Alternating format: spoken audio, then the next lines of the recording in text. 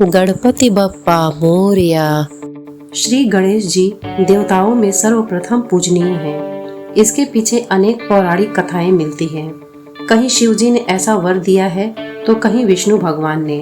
देवताओं में अग्रगण्य होने का वर उन्हें पिता श्री शंकर भगवान ने ही तो दिया है। एक बार देवताओं में परस्पर विचार विमर्श हो रहा था कि सर्वप्रथम पूजा किसकी होनी चाहिए।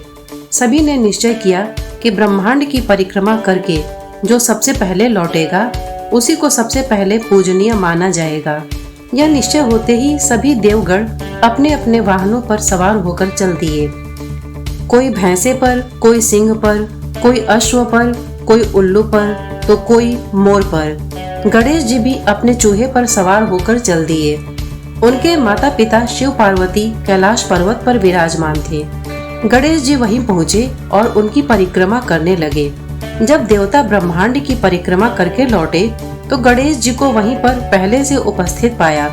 जब इसका रहस्य पूछा गया तो गणेश जी ने बताया, मैंने तो महादेव शंकर जी और माँ पार्वती की परिक्रमा को ब्रह्मांड की परिक्रमा से बढ़कर माना है। भगवान शंकर ने इस बात का समर्थन किया और देवताओं ने भी इसे स्वीकार कर लिया कि जब भी कोई पूजा पाठ या कोई भी अनुष्ठान हो तो गणेश जी की पूजा सर्वप्रथम की जाएगी। पुराणों में भी गणेश जी को विघ्न विनाशक मंगलदायक माना गया है। अतः सभी कार्यों व पूजा के समय उन्हीं की सर्वप्रथम पूजा की जाती है, जिससे किए जाने वाले कार्य में कोई विघ्न न आ सके। बड़े बड़े विद्वानों ने भी यह स्वीकार किया है। अतः गणेश पूजन सर्वप्रथम करना फलदायक है। गणपति बप्पा मोरया, मंगल मूर्ति मोरया।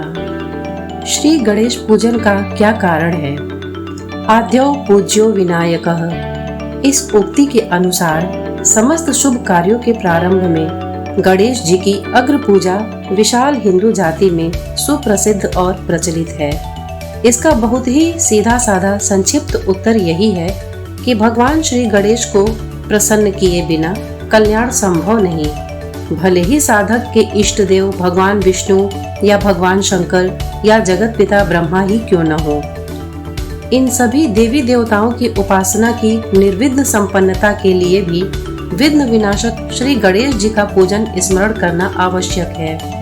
भगवान श्री गणेश की अद्भुत विशेषता यह है कि उनका स्मरण करते ही सब विघ्न बाधाएं दूर हो जाती हैं। इसी कारण साधक जन प्रार्थना करते हैं, वक्रतुंड महाकाय कोटि सूर्य समप्रभा निर्विघ्नं कुरु मे देव सर्व कार्येषु सर्वदा।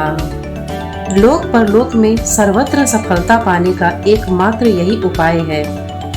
कार्य प्रारंभ करने से पहले भगवान श्री गणेश का पूजन करना चाहिए। श्री गणेश जी का स्वरूप गजानन के रूप में ही क्यों? श्री गणेश जी का स्वरूप गजानन के रूप में ही अधिकांशतः प्रतिष्ठित है। हाथी जैसे सूंड, एक दांत और 4 हाथों वाला उनका रूप माना जाता है। भारत में अधिकांश हिंदू इसी रूप में उनका ध्यान करते हैं। गणेश जी को पार्वती का पुत्र माना जाता है। उनके जन्म के संबंध में अनेक कथाएं प्रचलित हैं। जैसे ब्रह्मवैवर्त पुराण के अनुसार जब उनका जन्म हुआ था तो शनि की दृष्टि पड़ने से उनका सिर कट गया था, जिस पर भगवान विष्णु ने एक हाथी का सिर काटकर उस बालक के सर के स्थान पर जोड़ दिया था। उपरोक्त पुराण में ही उनके एक दंत हो जाने का वर्णन है। एक बार परशुराम जी शिव पार्वती के दर्शन हेतु पधारे। कैलाश पर्वत पर शिव पार्वती सो रहे थे। बाहर गणेश जी विराजमान थे। गणेश जी ने परशुराम जी को अंदर जाने से रोक दिया। इस पर परशुराम जी को क्रोध आ गया और उन्होंने अपने फरसे से उनका दांत काट डाला। तभी से वे एक दंत हैं। अनेक देशों और अनेक धर्मों में गणेश जी को प्रथम पूज्य देवता माना जाता है। विवाह, भवन मुहूर्त आदि प्रत्येक मांगलिक कार्य में सर्वप्रथम गणपति पूजन करते हैं, चाहे व्यक्ति किसी भी धर्म से संबंधित हो। बौद्ध धर्म में श्वेत हाथी को पवित्र और पूजनीय माना जाता है। शैव, शाक्त, वैष्णव सभी संप्रदायों के हिंदू सर्वप्रथम गणेश वंदना करते हैं। बर्मा, जावा, सुमात्रा, नेपाल, तिब्बत, चीन, भूटान, लंका, मॉरिशस में भी भगवान श्री गणेश की ही पूजा की जाती है। भगवान श्री गणेश जी की सवारी चूहा माना जाता है।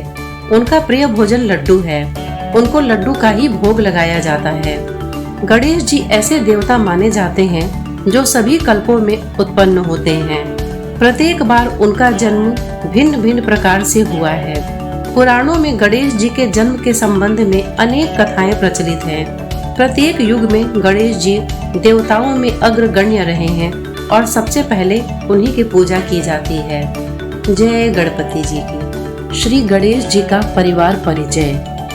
गणेश जी के पिता शिव हैं। शिव का अर्थ है कल्याण तथा पुत्र विघ्न नाशक है। इसका रहस्य है कि शिव तत्व की प्राप्ति के लिए अनंतर साधक के साधन मार्ग की समस्त विघ्न बाधाएं स्वतः ही नष्ट हो जाएंगी और विघ्न बाधाओं के नष्ट होते ही साधक को अनंत रिद्धियां एवं सिद्धियां प्राप्त हो जाएंगी।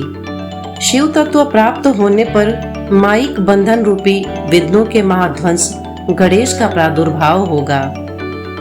गणेश अर्थात विघ्नों का अंत, रिद्धि सिद्धि अर्थात मंगल की प्राप्ति, अर्थात शिव तत्व को प्राप्त किए बिना माया एवं प्रपंच बंधन रूपी विघ्नों से मुक्ति असंभव है।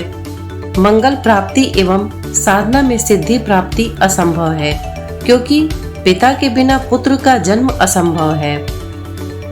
पार्वती जी गणेश जी की माता हैं।